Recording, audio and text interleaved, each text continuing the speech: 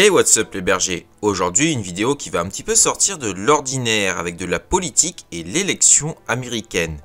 Nous allons nous intéresser ici à la politique étrangère uniquement des deux candidats, à savoir Kamala Harris et Donald Trump. Allez, c'est parti! Les crises en Ukraine et au Moyen-Orient joueront-elles un rôle dans le choix des électeurs américains lors de la présidentielle? Si Kamala Harris arrive à la Maison-Blanche, sa ligne de conduite reste encore floue, ce qui fait sa force tout autant que sa faiblesse. Encore plus imprévisibles seraient aussi les conséquences d'une élection de Donald Trump sur ces deux sujets. Mais avant tout, il nous faut définir la politique étrangère américaine, qui si dans la forme elle diffère selon le candidat une fois en poste, en réalité dans le fond elle est commune, à savoir être la première superpuissance et garder son hégémonie.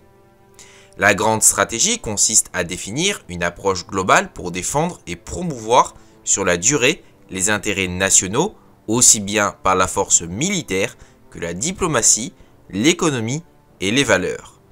Après des interventions militaires très marquées sous l'ère Bush, avec la guerre contre ce qu'il qualifie alors d'axe du mal en intervenant en Afghanistan et en Irak, le bilan de Barack Obama qui lui succédera restera mitigé.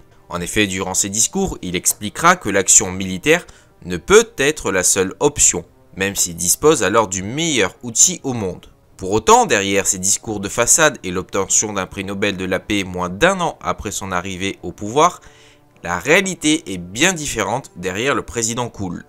Sa volonté d'équilibriste mène à des politiques exsangues, comme annoncer une date de retrait des troupes en Afghanistan et envoyer en même temps des renforts, tout en augmentant les frappes de drones plus que n'importe quel autre président. Concernant le Moyen-Orient, sa politique va mener là aussi au désastre, à savoir marquer une ligne rouge sur l'utilisation d'armes chimiques en Syrie pour au final ne pas intervenir, ce qui sera interprété pour beaucoup comme un signe de faiblesse. Remarquez que pour nous c'était pas mieux avec François Hollande qui s'est retiré en même temps que Barack Obama. D'ailleurs, cet état de fait sera aussi vu d'un bon œil par Vladimir Poutine, qui interviendra en Syrie et aussi annexera la Crimée. Maintenant, passons à la politique étrangère sous Donald Trump. Tout d'abord, il s'est retiré des accords de Paris sur le climat, ce qui a été perçu comme un échec sur la lutte contre le réchauffement climatique. Bien que cela peut être nuancé du fait que les États-Unis sont un État fédéral et que par conséquent chaque État peut s'engager dans ces accords, comme ce fut le cas de la Californie. Malgré cela, Donald Trump fut applaudi pour son action pendant la guerre de Syrie. Lorsque le président syrien, Bachar al-Assad, a utilisé des armes chimiques, l'armée américaine a riposté en tirant 59 missiles Tomahawk sur la base aérienne utilisée pour lancer l'attaque. La politique de Trump est un changement radical par rapport à ses prédécesseurs. Déjà, l'adoption d'une loi visant à interdire les visiteurs de 7 pays, dont 5 du Proche et Moyen-Orient, ainsi que la Corée du Nord et même des représentants du gouvernement vénézuélien. La Cour suprême l'adoptera à 5 voix contre 4. Ensuite, en Israël, le président a provoqué un tollé international en reconnaissant Jérusalem, qui est contestée par la Palestine et Israël, comme étant la capitale israélienne et a promis d'y déplacer l'ambassade américaine. Il a aussi retiré les États-Unis de nombreux accords internationaux clés, comme le Conseil des droits de l'homme de l'ONU, en protestant contre les fréquentes critiques formulées à l'encontre d'Israël. Autre exemple historique, cette fois avec la Corée du Nord. Avec des menaces de guerre nucléaire entre les deux pays, marquées par la politique du fou, à savoir celui qui ira le plus loin dans ses déclarations, pour au final se rencontrer au sommet de Singapour en juin 2018, ce qui apaisera les tensions de manière inattendue. Les deux pays ont déclaré qu'ils devaient collaborer pour créer un régime de paix durable et stable sur la péninsule coréenne et que la Corée du Nord allait se dénucléariser. Le 30 juin 2019, Donald Trump devient donc le premier président américain en exercice à fouler le sol de la Corée du Nord. Après un sommet avec la Corée du Sud, Donald Trump se rend sur la ligne de démarcation et rencontre Kim Jong-un, avant d'être invité à fouler le sol nord-coréen. Les dirigeants se sont ensuite revus à 2 reprises, mais sans annoncer de politique commune. Concernant la Chine, Donald Trump mènera une guerre commerciale freinant les exportations sur des produits technologiques clés en voulant limiter les avancées chinoises en faisant obstacle au transfert de technologies qui s'opèrent via les investissements directs étrangers, IDE, vers la Chine ou de la Chine vers les États-Unis.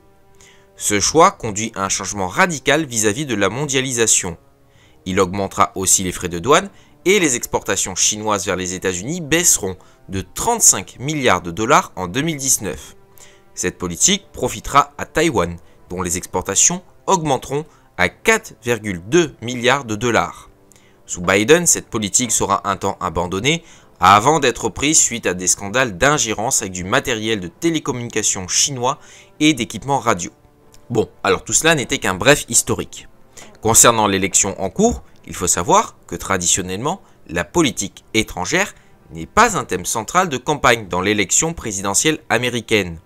Mais cette fois, les deux dossiers les plus chauds, le soutien à l'Ukraine face à l'agression russe et surtout les opérations israéliennes à Gaza puis au Liban, avec le risque d'un embrasement du Moyen-Orient, restent au centre des préoccupations de nombreux pays.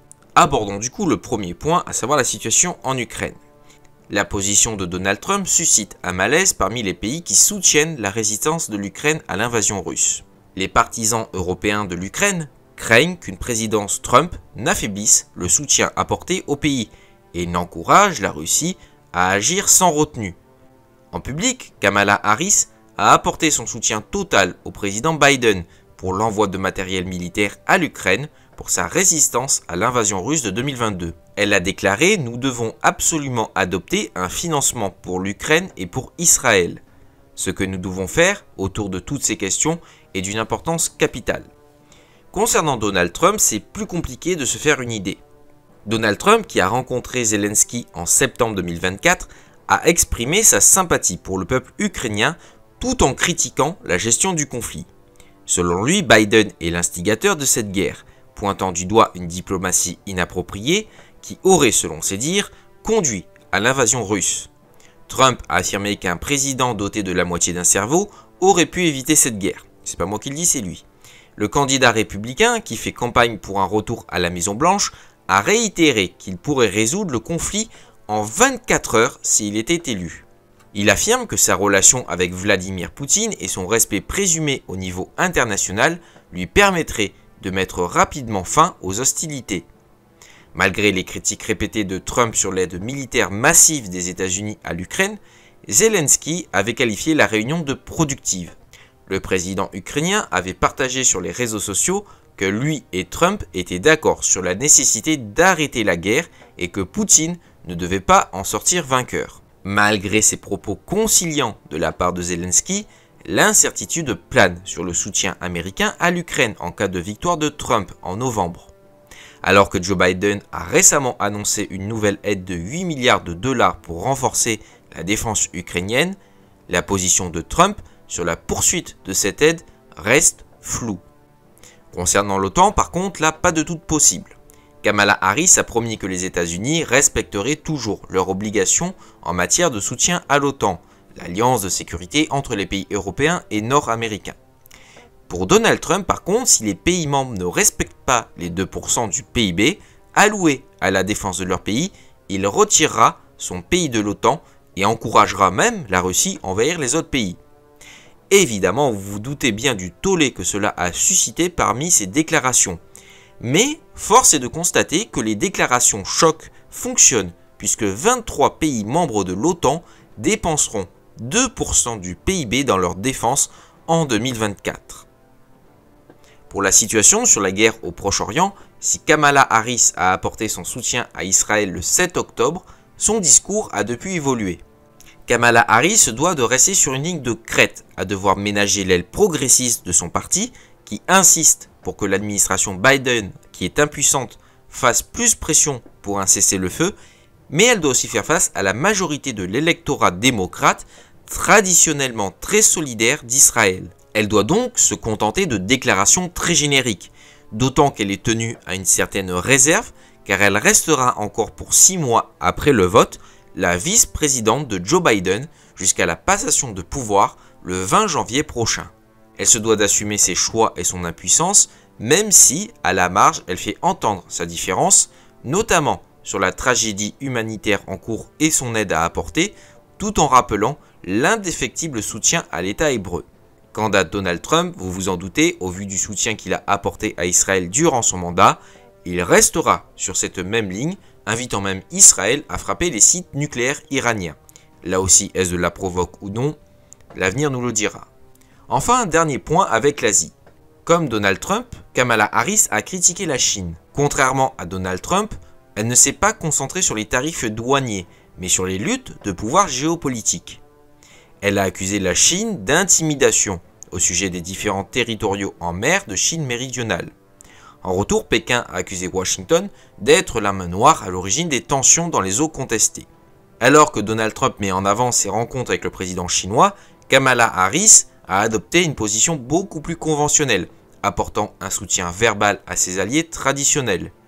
Sous les présidences de Donald Trump et de Biden, les États-Unis ont imposé des droits de douane à la Chine. L'administration actuelle rend les véhicules électriques chinois beaucoup plus chers à l'importation afin de soutenir ses propres industries de véhicules électriques. Donald Trump, quant à lui, s'est engagé à réduire ou mettre carrément fin au soutien des industries vertes. Les dirigeants chinois craignent aussi qu'un retour au pouvoir de l'ancien président ne mène à une surenchère dans la guerre commerciale qui les oppose aux États-Unis. Mais ils redoutent aussi d'autant plus la victoire de Kamala Harris, la représentante démocrate, qui poursuivra sans doute la diplomatie offensive de Joe Biden sur la question de Taïwan. Mais au final, Taïwan, quel que soit le président, restera sous protection américaine, bien que Donald Trump juge que les Taïwanais ne donnent pas assez aux États-Unis pour assurer leur défense. Là aussi, les contours restent flous sur ce qu'il veut dire. Alors voilà, nous avons fini cette vidéo. C'est un petit peu compliqué de trouver des éléments de réponse sur les futures politiques étrangères parce que ce sont plus des déclarations qu'un véritable programme. Aux États-Unis, les campagnes ne sont pas du tout comme en France, donc c'est assez compliqué de se donner une idée de ce que ça peut donner dans le futur. Sur ce, si vous avez bien aimé cette vidéo, n'hésitez pas à vous abonner, ça me fera extrêmement plaisir. Et sur ce, je vous dis à ciao, bonsoir.